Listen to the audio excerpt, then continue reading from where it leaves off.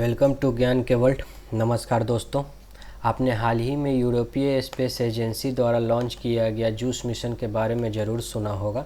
आज के इस वीडियो में हम जूस मिशन के बारे में A to Z बात करेंगे और देखेंगे कि जूस मिशन क्या है और ये क्यों महत्वपूर्ण है। फाइनली इसको 14 अप्रैल के दिन लॉन्च कर दिया गया है, तो आइए देखते हैं। तो ये सबसे पहले तो हमें ये जानना है कि ये अर्थ से जुपिटर का मिशन है। ये शुरू का 4 ग्रह जो होता है वो मरकरी, वीनस, अर्थ, मार्स, ये इंटरनल प्लेनेट के रूप में जाना जाता है। इसको टेरेस्टेरियल भी बोला जाता है क्योंकि ये सॉलिड फॉर्म में बना हुआ है। वहीं अगर एस्टेरॉयड बेल्ट के बाद के 4 ग्रहों को देखा जाए तो ये जोवियन प्लेनेट के रूप में जाने जाते हैं और ये गैसियस फॉर्म में बने हुए हैं। ठीक है, उसके बाद अगर हम बात करें इस मिशन का, तो इस मिशन को यूरोपीय स्पेस एजेंसी के द्वारा लॉन्च किया गया है। और ये किसके लिए लॉन्च किया गया है? तो जुपिटर के लिए। The Jupiter IC moon explorer है, इसी को शॉर्ट फॉर्म में जूस मिशन के नाम से जाना जा रहा है। 14 अप्रैल के दिन इसको लॉन्च किया गया है और फ्रेंच गुयाना से लॉन्च किया गया है। फ्रेंच गुयाना का लोकेशन हम लोग आगे देखेंगे। ठीक है, उसके बाद एरियन 5 नाम के लॉन्चर से इसको लॉन्च किया गया, जिसका तस्वीर यहाँ पर आप देख सकते हैं। उसके बाद अगर हम बात करें, ये 2031 तक जुपिटर तक पहुँचने की बात इसको कहा गया है। उसके बाद अगर देखा जाए फ्रेंच गुयाना का लोकेशन, तो आप यहाँ से देख सकते हैं फ्रेंच गुयाना सूरीनाम और ब्राज़ील के बीच में है। और अगर इसका मैप पे लोकेशन देखा जाए तो ये है अपना इकलौता भारत। और ये भारत से अगर आप पश्चिम की ओर जाएंगे तो अफ्रीका कॉन्टिनेंट क्रॉस करने के बाद अटलांटिक ओशन आएगा, साउथ अटलांटिक। उसी में जो है वो गुयाना के बाद सूरीनाम और सूरीनाम के बाद फ्रेंच गुयाना आता है और नीचे में उसके ब्राज़ील है। तो आगे की अगर हम बात करें, जूस मिशन का जो भी इंस्ट्रूमेंट है उसका निर्माण एयरबस डिफेंस एंड स्पेस के द्वारा किया गया है। और ये जो निर्माण हुआ है उसका पैरामीटर ईएसए यानी यूरोपियन स्पेस एजेंसी के द्वारा दिया गया था।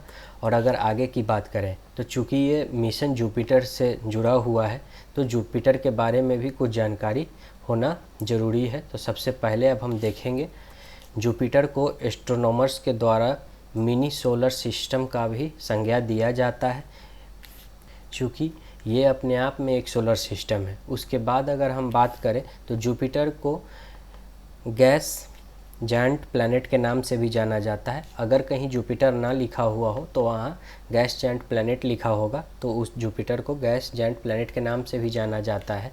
और ये धरती के करीब 300 गुना ज़्यादा इसका मास है।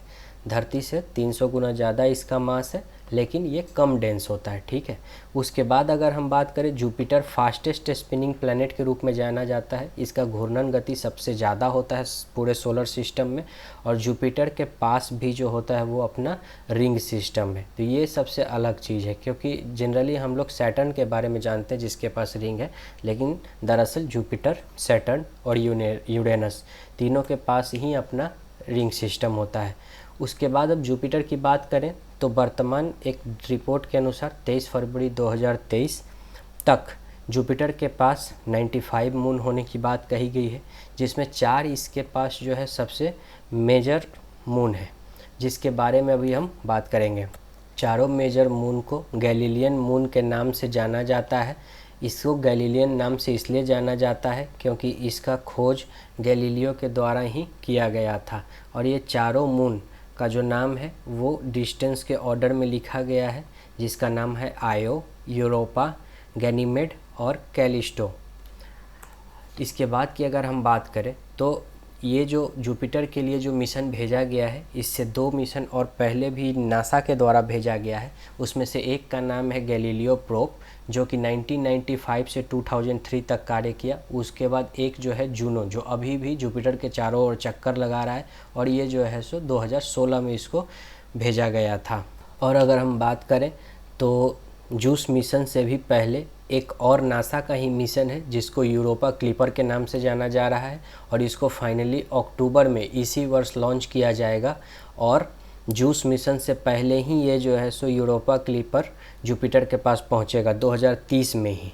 और इसका लक्ष्य क्या है? तो इसके द्वारा जो है सो यूरोपा का स्टडी किया जाएगा। चूँकि इसका नाम में ही यूरोपा क्लिपर है, इससे यह स्पष्ट होता है कि इससे यूरोपा का अध्ययन किया जाएगा। ईएसए के वेबसाइट से मिले जानकारी के अनुसार ये जो जूस मिशन है इसका कार्य होगा जायंट गैस प्लैनेट यानी जुपिटर और उसका 3 लार्ज ओशन बियरिंग मून। और वो कौन कौन सा है? गैनीमेड हो गया, कैलिस्टो हो गया और यूरोपा। इन तीनों का अध्ययन करने के लिए इसको भेजा गया है। मीन्स ये जुपिटर का भी अध्ययन करेगा, गैनीमेड का भी करेगा, कैलिस्टो का भी करेगा और यूरोपा का भी। यानी कि ये 4 का जो है सो अध्ययन करेगा। आईओ को छोड़ के बाकी तीनों मून का ये अध्ययन करेगा। और ये अध्ययन करने के लिए किस किस इंस्ट्रूमेंट का उपयोग करेगा? तो वो जो है रिमोट सेंसिंग के द्वारा ये अध्ययन करेगा। और किस चीज़ का करेगा? जियोफिजिकल का एंड इन सीटू इंस्ट्रूमेंट्स के द्वारा किया जाएगा। ठीक है। उसके बाद अगर हम बात करें तो साइंटिस्ट ये बताया गया है कि जुपिटर का ये जो 3 मून है वहाँ पे आइस फॉर्म में क्रस्ट है। ठीक है। और ये माना जाता है कि यहाँ पर ओशन है और उस ओशन में आइस के नीचे पानी मिलने का प्रबल संभावना है। उसके बाद क्या करेगा ये मिशन? तो वहाँ पे जो है वो हैबिटेबल पोटेंशियल को वहाँ तलाशेगा और जूस मिशन वहाँ पे डिटेल्ड मैपिंग करेगा मून के सरफेस का। ठीक है।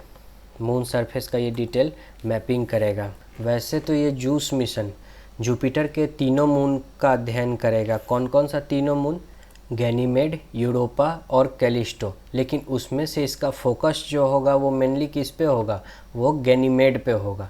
उसके बाद अगर हम बात करें तो largest moon in the solar system है ये जो गैनीमेड है। ये सोलर सिस्टम का सबसे लार्जेस्ट मून है। साथ ही साथ ये प्लूटो और मरकरी से भी बड़ा है। हालांकि अब प्लूटो एक प्लैनेट नहीं रहा, लेकिन फिर भी अगर आकार की बात करें तो ये प्लूटो और मरकरी से भी बड़ा है।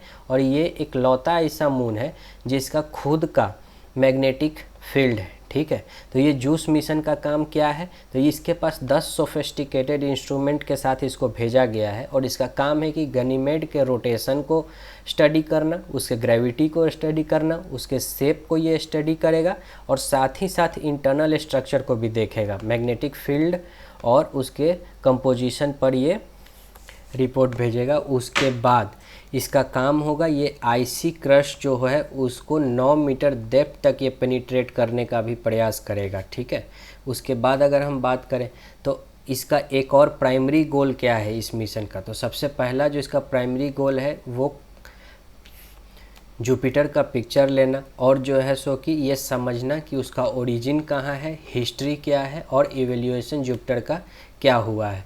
Juice will also analyse the chemistry, structure इसका देखेगा, डायनामिक्स देखेगा, वेदर देखेगा, क्लाइमेट ऑफ जुपिटर किस प्रकार चेंज होता है और एवर चेंजिंग एटमॉस्फेयर, एटमॉस्फेयर में क्या बदलाव आता है ये उसको भी जज करने का प्रयास करेगा। उसके बाद और अगर हम बात करें, वैज्ञानिकों का मानना है कि गैनीमेड, कैलिस्टो और यूरोपा के पास इमेंस अमाउंट ऑफ वाटर है और ये वाटर अर्थ पे जो इतना ओशन में वाटर है उसके 6 टाइम्स अधिक होने का इसका जो है अनुमान लगाया गया है। उसके बाद अगर हम बात करें, साइंटिस्ट का ये मानना है कि चूंकि ऊपर का क्रस्ट आइस का है और अंदर में पॉसिबिलिटी है कि वहाँ पानी है, तो इस कारण से वहाँ लाइफ भी संभव है और वो हो सकता है कि माइक्रोब्स के फॉर्म में हो। हालांकि एक बात नोट करने वाली बात यह है कि जूस मिशन जो है वो लाइफ डिटेक्ट नहीं कर पाएगा। क्यों? क्योंकि ये एक ऑर्बिटल मिशन है। ये चक्कर काटेगा, ये गोल गोल घूमेगा जुपिटर के, ये वहाँ लैंडर या रोवर लेके नहीं जा रहा। तो सबसे पहले बात तो ये कंफ्यूज नहीं होना है कि ये एक रोवर मिशन नहीं है, ये जो है सो कि ऑर्बिटल मिशन है और ये जुपिटर के चारों ओर चक्कर काटने का काम करेगा। उसके बाद अगर हम बात करें, साइंटिस्ट का ये भी कहना है कि अगर वहाँ लाइफ एग्जिस्ट करता भी है तो उसका पता लगा पाना काफ़ी मुश्किल होगा। क्यों? क्योंकि वो जो भी लाइफ एग्जिस्ट करेगा वो काफ़ी आइस क्रस्ट के अंदर में होगा, वो डीप वाटर में एग्जिस्ट करेगा और इसी कारण से उसको पता लगा पाना मुश्किल है। माना गया है कि अगर उसमें एडवांस स्पीसीज़, यानी कि अभी क्या बताया गया था कि वहाँ पे माइक्रोब्स के रूप में लाइफ हो सकता है, लेकिन फिर ये भी कहा गया कि अगर मान लीजिए वहाँ एडवांस स्पीसीज़ होगा तो उस केस में वो बिल्कुल जैसे धरती पे डीप सी ट्रेचेज में पाया जाता है, बिल्कुल वहाँ भी कोरल, वॉर्म और फिशेस के रूप में ट्रेचेज में पाया जाएगा, जिसको कि इसके द्वारा पता लगा पाना मुश्किल है। तो आज के लिए इतना ही। आशा है कि आपका सारा समस्या इस संबंधित दूर हो गया होगा। आपको अगर मेरा मेहनत पसंद आया तो कृपया लाइक एंड सब्सक्राइब ज़रूर करें। धन्यवाद।